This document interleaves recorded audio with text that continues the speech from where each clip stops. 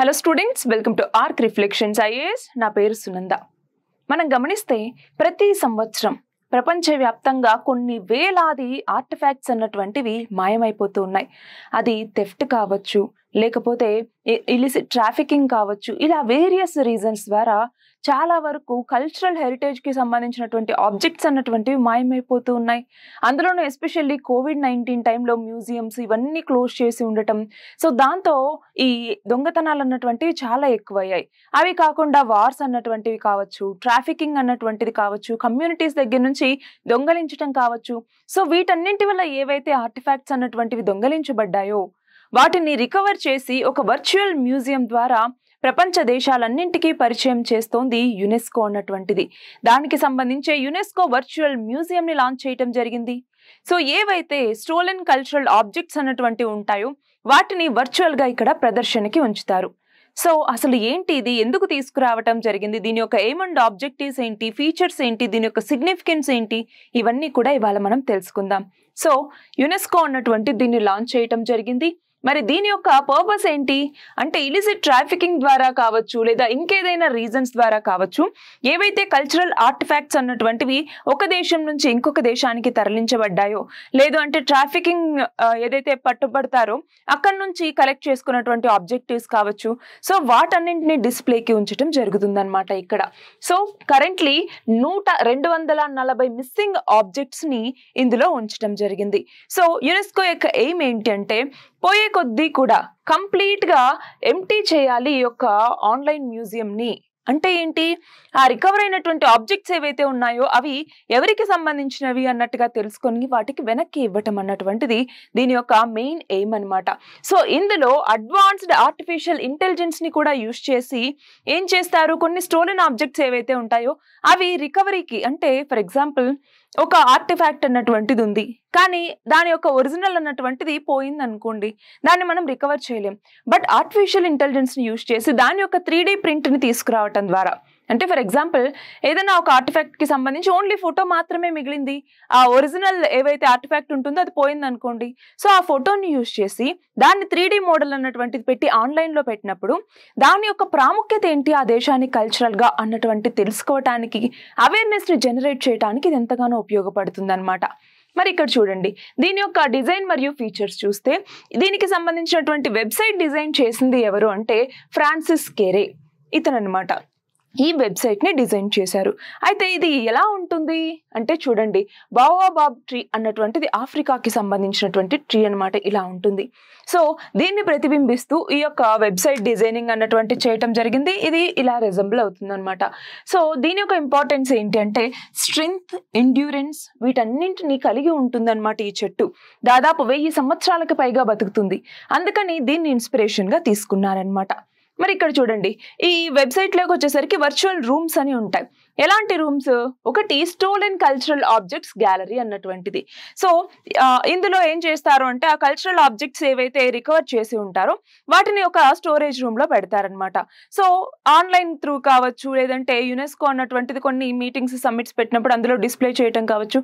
So ఇలా చేయటం ద్వారా ఏదైనా ఒక దేశం దాని కలర్ ని బట్టి కానీ, మెటల్ ఎలాంటిది అన్న దాన్ని బట్టి కానీ, ఇట్లా మన కేటగిరీస్ ఉంటాయి. సో వాటి ద్వారా సెర్చ్ చేసుకుని ఏమేమి ఉన్నాయి అన్నట్టుగా చూసుకుని ఓకే ఇది మన దేశానికి సంబంధించింది అన్నట్టుగా గుర్తించవచ్చు అనమాట. సెకండ్ రూమ్ వచ్చేసరికి return and restitution room. Restitution అంటే ఏంటి, మనకి పునరుద్ధరించటం అనేసి పిలుస్తాం. సో ఏవైతే ఆర్టిఫాక్ట్స్ అన్నటువంటివి ఆయా దేశాలకు ఇచ్చేసి ఉంటారో వాటికి సంబంధించినటువంటి డీటెయిల్స్ ఇందులో ఉంటాయన్నమాట. సో అలా 2 వర్చువల్ రూమ్స్ ఉంటాయి. అవి కాకుండా ఇంటరాక్టివ్ ఫీచర్స్ కూడా ఉంటాయన్నమాట. అంటే ఏంటి, ఫర్ ఎగ్జాంపుల్ ఏదైనా ఒక వస్తువు పోయింది, లేదు ఒక వస్తువుని తిరిగి ఇచ్చేసారు ఒక దేశానికి, అక్కడ ఉన్నటువంటి కమ్యూనిటీస్ నుంచి టెస్టిమోనీస్ అన్నటువంటివి తీసుకుంటారు. అట్లానే ఒక ఆర్టిఫాక్ట్ యొక్క ఆరిజిన్ అన్నటువంటిది ఎక్కడుంది, దాని ఇంపార్టెన్స్ అన్నటువంటిది ఏంటి, వాటన్నిటిని మ్యాప్ చేయటం జరుగుతుంది. అట్లానే ఎగ్జిబిషన్స్ అన్నటువంటివి నిర్వహించి ఈ కల్చరల్ లాస్ ఏదైతే ఉందో దాన్ని రికవర్ చేయటానికి చాలా ప్రయత్నించడం అన్నటువంటిది జరుగుతుంది ఈ యొక్క వర్చువల్ మ్యూజియం ద్వారా. మరి ఇక్కడ చూడండి, కొలాబరేషన్ అన్నటువంటిది ఎవరెవరికి ఉంది ఇక్కడ అంటే, ఒకటి ఇక్కడ ఫినాన్షియల్ సపోర్ట్ అన్నటువంటిది సౌదీ అరేబియా అన్నటువంటిది ఇస్తుంది. రెండవది వచ్చేసరికి ఇప్పుడు ఏవైతే ఇలిసిట్ ట్రాఫికింగ్ కావచ్చు, స్మగ్లింగ్ అన్నటువంటిది కావచ్చు, లేదంటే ఏదైనా దొంగతనం చేసినప్పుడు కావచ్చు, వాటిని ఇంటర్పోల్ అన్నటువంటిది రికవర్ చేసుకుని ఆ ఇంటర్పోల్ రికవర్ చేసినటువంటి ఆబ్జెక్ట్స్ అన్నింటినీ వర్చువల్ రూమ్ కి వాళ్ళకి ఇన్ఫర్మేషన్ అన్నటువంటిది ఇస్తుంది అనమాట యునెస్కోకి. అలా వీళ్ళ పార్ట్నర్షిప్ అన్నటువంటిది ఉంది. అలానే ఫినాన్షియల్ సపోర్ట్ వచ్చేసరికి సౌదీ అరేబియా నుంచి ఉందన్నమాట. సో దీని ద్వారా అన్ని రకాల దేశాలు, గవర్నమెంట్స్, కమ్యూనిటీస్ ఇవన్నీ కూడా ఈ వెబ్సైట్ ఏదైతే ఉంటుందో దాని ద్వారా యాక్సెస్ చేసుకుని ఆ స్టోలెన్ ఆబ్జెక్ట్స్ ఏవైతే ఉంటాయో వాటిని గుర్తించడానికి, వాటిని ఆయా దేశాలు మళ్ళీ పునరుద్ధరించుకోవటానికి అవకాశం అన్నటువంటిది దీని ద్వారా కల్పిస్తారు. సో ఇక్కడ ఏంటి, ఒకటి రికవరీ మరియు రెస్టిట్యూషన్ ప్రాసెసెస్ ని ఈజీ చేయడానికి ఇది ఉపయోగపడుతుంది. రెండవది బెస్ట్ ప్రాక్టీసెస్ ని హెరిటేజ్ ప్రొటెక్షన్ కి సంబంధించి తీసుకురావడానికి కూడా ఇది ఒక వేదిక లాగా మనకి నిలుస్తుంది అనమాట. మరి ఇక్కడ చూడండి, ఇలా ఆన్లైన్ రీపాట్రియేషన్ చేయటం ద్వారా ఏం సిగ్నిఫికెన్స్ ఉంది అంటే ఏంటి, ఇప్పుడు ఏవైతే స్టోలెన్ ఆబ్జెక్ట్స్ అన్నటువంటివి ఉంటాయో వాటిని యునెస్కోకి దొరికినప్పుడు అవి ఏం చేస్తుంది, 3D ప్రింట్స్ లాగా పెట్టేసి ఆన్లైన్లో మనకి డిస్ప్లే చేస్తుంది. సో అలా చేయటం ద్వారా ఏమవుతుంది అంటే, ఒకటి వర్చువల్ యాక్సెస్ అన్నటువంటిది వీళ్ళకి ఇవ్వటం ద్వారా వాళ్ళు ఏదైతే కల్చరల్ హెరిటేజ్ అన్నటువంటిది కోల్పోయారో వాటిని మళ్ళీ తిరిగి పొందటానికి ఇది వీలు కల్పిస్తుంది. అవునా, అంటే ఫిజికల్ రెస్టిట్యూషన్ అన్నటువంటిది డిఫికల్ట్ ఉన్నటువంటి టైంలో కూడా మనకి ఈ ఆన్లైన్ రెస్టిట్యూషన్ అన్నటువంటిది పాసిబుల్ అవుతుంది. ఫర్ ఎగ్జాంపుల్, మన దగ్గర ఏదో ఒక వస్తువు ఉంది, అది ఇలిసిట్ ట్రాఫికింగ్ అయిపోయింది అనుకోండి, వేరే ఏదో దేశానికి వెళ్ళింది, అక్కడ ఒరిజినల్ ఆబ్జెక్ట్ కి సంబంధించి ఏదైనా ఒక ఫోటో అన్నటువంటిది దొరికింది, బట్ ఒరిజినల్ ఆర్టిఫాక్ట్ ఏదైతే ఉంటుందో అది కోల్పోయాం అనుకోండి.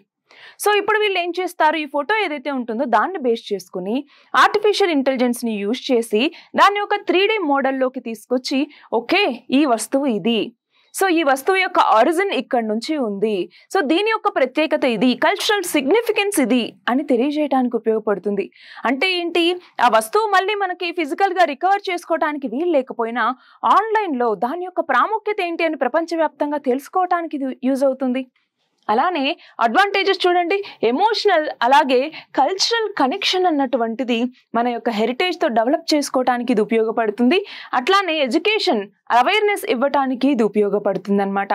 బట్ ఇక్కడ ఏంటి, ఏవైతే ఆన్లైన్లో డిస్ప్లేకి పెడుతూ ఉన్నారో వాటిని ఫిజికల్గా వాళ్ళకి మళ్ళీ రెస్టిట్యూషన్ అన్నటువంటిది చేసినప్పుడే, అంటే ఆ యొక్క దేశాలకు ఇచ్చినప్పుడే ఇది సార్థకం అవుతుంది, అంతే తప్ప ఆన్లైన్లో పెట్టడం వల్ల కాదు. సో ఇక్కడ ఏంటి, ఓనర్షిప్ అంబిగ్విటీ అన్నటువంటిది వస్తుంది. సో ఫిజికల్ ఆబ్జెక్ట్స్ని ఆయా దేశాలకు అప్పగించాల్సినటువంటి అవసరం అన్నటువంటిది కూడా ఉంది అనేసి కొంతమంది చెప్తూ ఉన్నారు. అయితే ఇండియాకి సంబంధించి ఆల్రెడీ ఇండియా కొన్ని వస్తువుల్ని మళ్ళీ పునరుద్ధరించుకోవటం జరిగిందనమాట. సో ఆ నేపథ్యంలో ఏమేమి ఉన్నాయి అన్నటువంటిది చూస్తే చూడండి, ఛత్తీస్గఢ్లో ఉన్నటువంటి మహాదేవ్ టెంపుల్ ఏదైతే ఉందో అక్కడి నుంచి 2 9th సెంచరీకి సంబంధించినటువంటి శాండ్స్టోన్ స్కల్ప్చర్స్ అన్నటువంటివి మనకి దొరికాయన్నమాట. సో ఆ రెండేంటి, ఒకటి నటరాజ విగ్రహం అన్నటువంటిది, సో నటరాజ డాన్స్ వేస్తున్నటువంటి అంటే తాండవం చేస్తున్నటువంటి విగ్రహం మనకి ఏదైతే ఉంటుందో అదొకటి దొరికిందనమాట. రెండవది బ్రహ్మదేవుడు, అంటే 3 ముఖాలు 4 చేతులతో ఉన్నటువంటి బ్రహ్మదేవుడి విగ్రహం అన్నటువంటిది కూడా దీని ద్వారా మనం రికవర్ చేసుకున్నాం. సో దీని ద్వారా హిందూ ఫిలసాఫికల్ ఐడియాస్ ని అట్లానే టెంపుల్ ఆర్ట్ యొక్క కల్చరల్ డెప్త్ ని ఇవి రిప్రజెంట్ చేస్తూ ఉన్నాయి. అలాంటి వీటిని మన భారతదేశం రెస్టిట్యూట్ చేసుకోగలిగింది. సో ఇది యునెస్కోకి సంబంధించి, అంటే మన భారతదేశం యొక్క కల్చరల్ హెరిటేజ్ ని కాపాడుకోవటంలో యునెస్కో కూడా కీలక పాత్ర పోషిస్తుంది అనేసి మనం చెప్పొచ్చు. అయితే యునెస్కోకి సంబంధించి చూస్తే 1945లో వరల్డ్ వార్ 2 తర్వాత యూరప్లో ఏవైతే సిచ్యువేషన్స్ ఉన్నాయో వాటిని స్టెబిలైజ్ చేయాలి అన్నట్టుగా దీన్ని తీసుకురావటం జరిగింది. సో ఇది మనకి సంబంధించి ఎడ్యుకేషన్ కావచ్చు, అలాగే కల్చర్ కావచ్చు, సో ప్రతి దాంట్లో సైన్స్ కావచ్చు, వీటన్నింటిలోనూ ఇంపార్టెంట్ రోల్ని ప్లే చేస్తుందన్నమాట.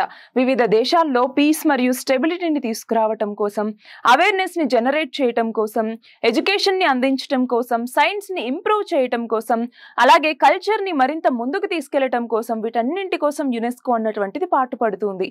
సో యునెస్కోకి సంబంధించి పాజిటివ్స్ ఉన్నాయి, నెగిటివ్స్ ఉన్నాయి, బట్ యునెస్కో రోల్ ఏంటి అన్నటువంటి నేను ఇక్కడ చెప్తున్నాను.